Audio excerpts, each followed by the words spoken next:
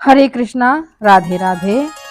भगवान श्री कृष्ण और उनके परम भक्त श्री हरिदास के बारे में तो सबने सुना ही होगा। आइए सुनते हैं श्री कृष्ण और उनके परम भक्त श्री हरिदास जी का सुंदर प्रसंग।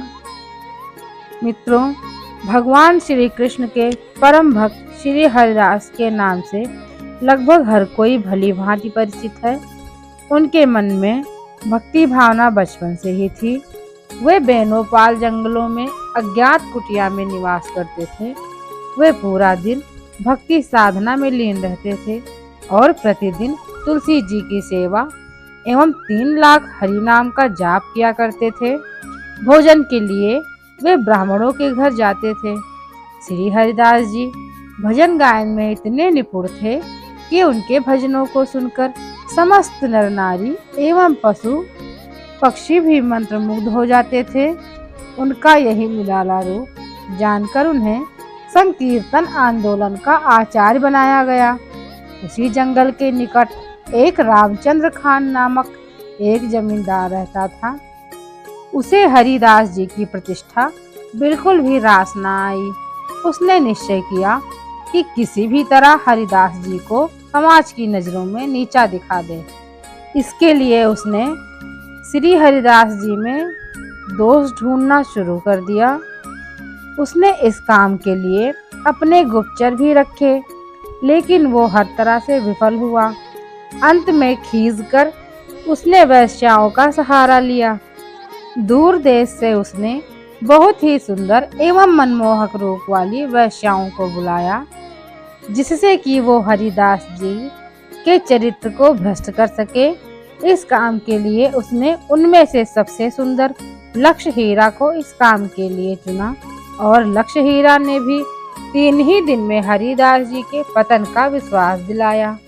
इसी योजना के साथ वो निकली कि जैसे ही वो हरिदास जी को अपने माया जाल में फंसाएगी, वैसे ही जमींदार सभी नगर के वासियों एवं गुप्तचरों के साथ वहां पहुंचकर उन्हें रंगे हाथों पकड़ेगा और उन्हें सभी के सामने तिरस्कृत कर और आचार्य पद से बेदखल कर देगा। योजना के तहत वो सज धज कर वो कुटिया की तरफ निकल गई और जैसे ही वो कुटिया के समीप पहुंची, उसने देखा कि बाहर तुलसी जी विराजमान हैं। उसने उन्हें प्रणाम किया और अंदर प्रवेश कर गई। श्री हरिदास जी को आकर्षित करने के लिए उसने वो सभी कृत्य किए जिसे देखकर वे अपना संयम खो दें। उसने बहुत मधुर स्वर में हरिदास जी से कहा, आप बहुत सुंदर हैं। आपका यौवन रूप देखकर कोई भी आप पर मोहित हो जाएगा। मैं भी आप पर मोहित हो गई हूँ। अगर आपने मेरा कहा नहीं माना तो मैं अपने प्राण त्याग दूंगी। मित्रों, तब श्री हरिदास जी ने कहा, मैंने 3 लाख हरि नाम जप का व्रत शुरू किया है। जैसे ही व्रत पूरा होगा मैं आपकी इच्छा जरूर पूरी करूंगा। वैश्या वहीं रुक गई और व्रत पूरा होने का इंतजार करने लगी और इधर हरिदास जी अपने जाप में मगन हो गए। देखते ही देखते सुबह हो गई और श्री हरिदास जी हरि नाम भक्ति में लीन रहे। तब वो वैश्या वहां से चली गई और जाकर रामचंद्र खान को पूरा व्याख्यान बताया। अगले दिन अपनी सफलता का विश्वास दिलाया और अगले दिन फिर से रात्रि के समय वो श्री हरिदास जी की कुटिया की तरफ गई और पिछली बार की तरह उसने तुलसी जी को प्रणाम किया और घर में प्रवेश कर गई। उसे देखते ही श्री हरिदास जी बोले, व्रत के कारण मैं कल आपकी इच्छा पूरी नहीं कर पाया था, लेकिन आज व्रत पूरा होते ही अवश्य ही आपकी इच्छा पूरी कर दूंगा। इतना कहकर हरिदास जी हरि नाम जपने में विलीन हो गए। इस बार लक्ष्य हीरा कुछ भी करके अपनी सफलता सुनिश्चित करना चाहती थी, इसीलिए उसने श्री हरिदास जी को आकर्षित करने के लिए उसने उनके सम्मुख ऋषि मुनियों का धैर्य तोड़ देने वाली स्त्री के भाव प्रकट किए, लेकिन इसका कोई असर हरिदास जी पर नहीं पड़ा। वे निरंतर हरि नाम जपते रहे। ऐसे ही असफल प्रयास करते करते पूरी रात्रि समाप्त होने लगी।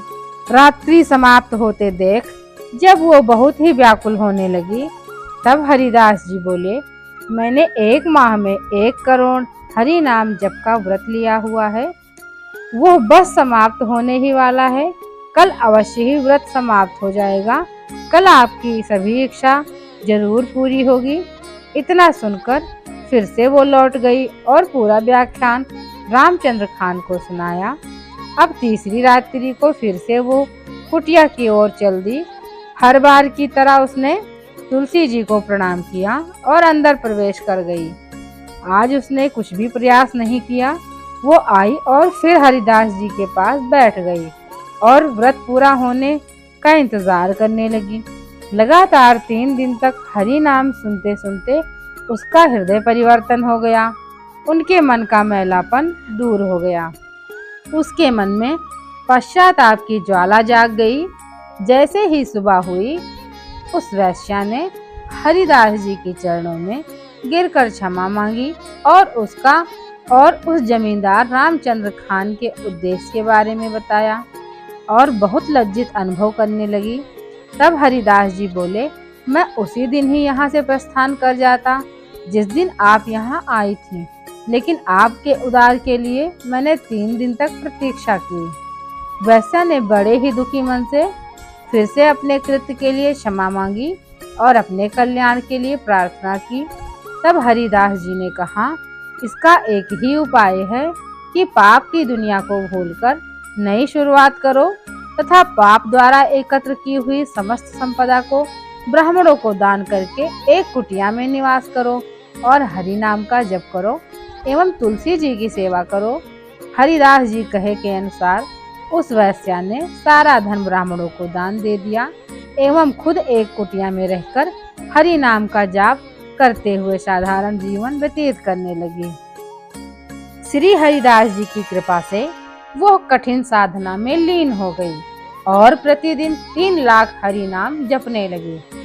इसी के फलस्वरूप इस संसार के माया जाल और भोग विलास स्वाभाविक वैराग्य उत्पन्न हो गया। इतना ही नहीं, परम अवतार श्री कृष्ण की अनुकंपा से उसके हृदय में भगवत प्रेम उत्पन्न हो गया और उसका उद्धार हुआ।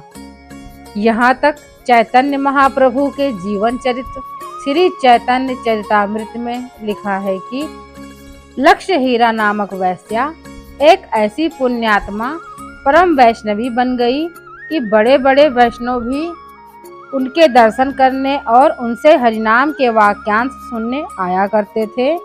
जय श्री कृष्णा। राधे राधे। मित्रों, अंत में आपसे यही कहना चाहूँगी कि श्री हरिदास और श्री कृष्ण जी का ये सुंदर प्रसंग आपको कैसा लगा, कमेंट बॉक्स में ज़रूर बताएं। ऐसी ही और जानकारी प्राप्त करने के लिए वीडियो को लाइक करें, चैनल को सब्सक्राइब करें। धन्यवाद। जय श्री कृष्णा। राधे राधे।